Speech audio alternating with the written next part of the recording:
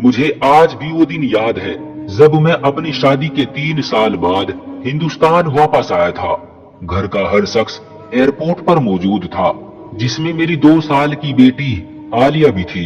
मेरी आंखें दीपा को ढूंढ रही थी, लेकिन उसको वहां ना पाकर मैं थोड़ा सा बेचैन हो गया।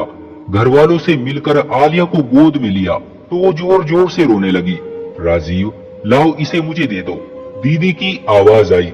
तो फौरन ही मैंने दीपा का पूछ लिया, दीदी, दीपा क्यों नहीं आई मुझे लेने, और फिर इतनी छोटी सी बच्ची को भी भेज दिया। राजीव, तुम परेशान मत हो, वो घर पर तुम्हारे लिए खाना बना रही है। वो कौन सा रोज रोज काम करती है, आज सब लोग तुम्हें मिलने आए हैं तो इसलिए खाना बना रही है। मैं दीदी की बात सुनकर खामोश हो गया। एयरपोर्ट से घर तक कोई 1 घंटे का सफर था। मैं पूरा रास्ता आलिया से खेलता रहा। अब वो मुझे देख कर हंस रही थी।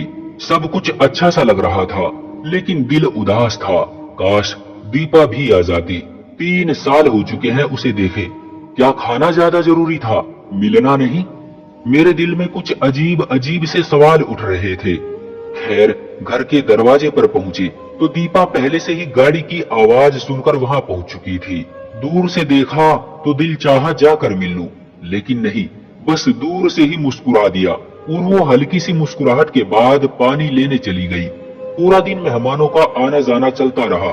घर वाले बहुत खुश थे। मेरे दोस्त भी मिलने आ रहे थे। दीपा किचन से निकल ही नहीं पा रही थी। कभी किसी को चाय पेश करती और कभी किसी को खाना देती।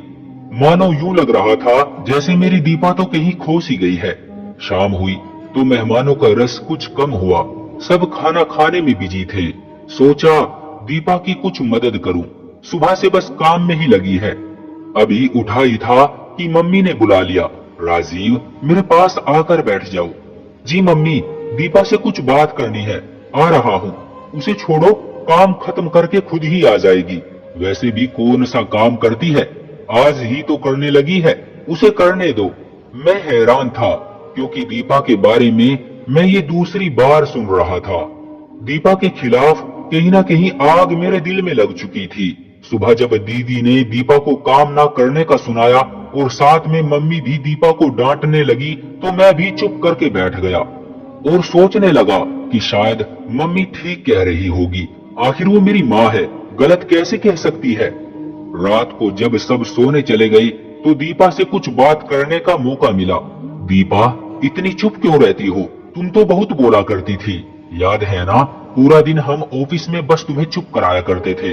कभी वो उससे लड़ाई तो कभी मैडम सुनीता से। दरअसल दीपा और मैं एक ही ऑफिस में नौकरी करते थे। दीपा मुझे पहले दिन से ही पसंद आ गई थी। जब वो पहले दिन नौकरी पर आई थी, मासूम सी थी, पर बोलने में पूरी तोता थी। हमने 3 साल तक एक साथ जॉब की।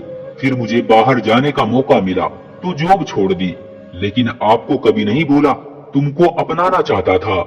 तभी माँ को राजी किया, जो कि इंतहाई मुश्किल काम था। और फिर आखिरकार हम एक हो ही गए। मैं बस 1 महीने के लिए ही अपनी शादी पर आ सका। शादी के बाद इधर उधर दावत और घूमना फिरना लगा रहा। पूरा महीना गुजर गया, पता ही न चला।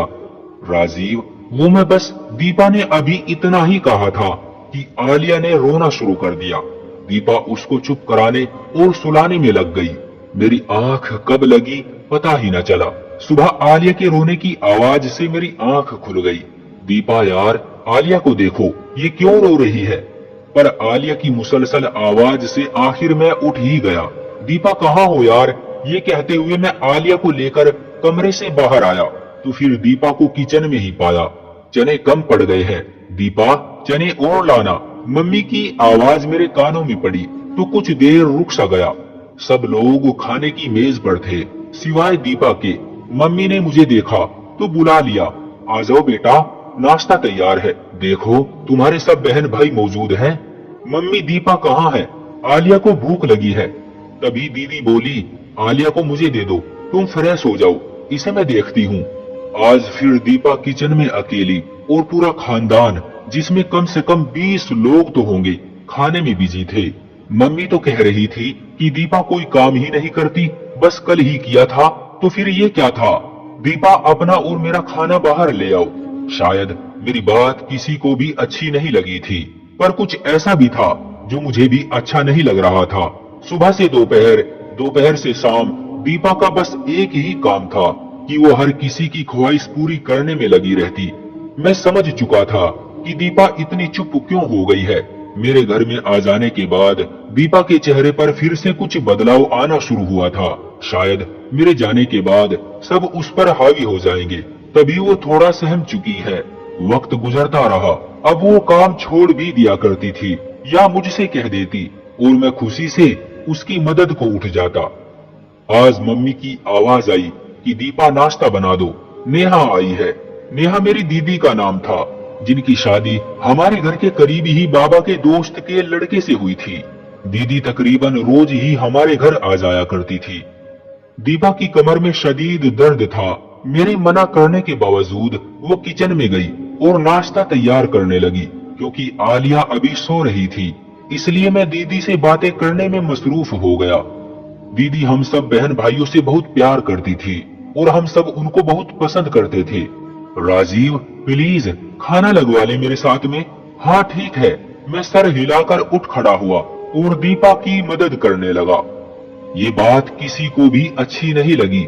जब नाश्ते से फारिग हो गए और दीपा भी आलिया को लेकर कमरे में चली गई, तब दीदी और मैं एक दूसरे से बातें करने में मसरूफ हो गए।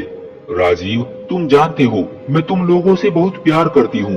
कभी ऐसा नहीं चाहती कि तुम लोग खुश न रहो, लेकिन मेरी कुछ नसीहतों पर अमल करोगे तो सुखी रहोगे।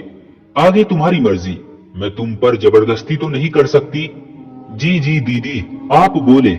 आपको मालूम है कि हम सब बहन भाई आपकी और मम्मी की बात को जरूर अहमियत देते हैं। राजीव, तुम अपनी बीवी की मदद जरूर किया करो, लेकिन इस हद तक जब तक कि तुम्हें कोई ना देखे। अच्छा सा नहीं लगता तुम बर्तन उठा रहे हो और औरतों वाले काम कर रहे हो। जो आदत तुम आज उसको डालोगे, कल वही रहेगी। जो उसके काम है उसको करने दिया करो, आखिरकार वो आहिस्ता आहिस्ता कर ही लेगी। लेकिन अगर आदत बन गई तो फिर तुम्हें हमेशा ही उसकी मदद करनी पड़ेगी। दीदी की बात मेरे दिल को लगी। दिन गुजरते रहे, दीपा मुसलसल काम में लगी रहती।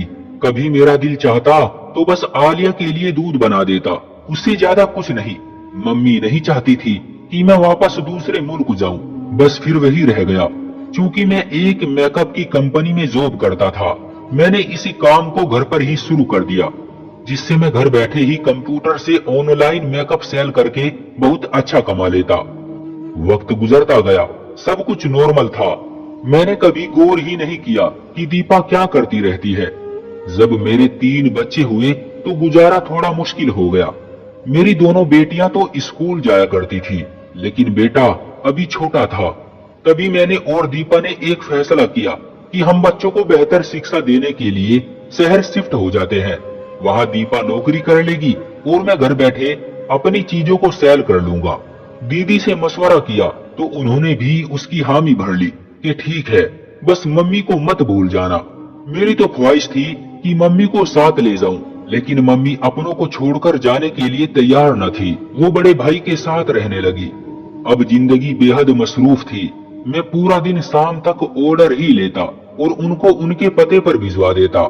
दीपा जॉब में बिजी थी और बच्चे पढ़ा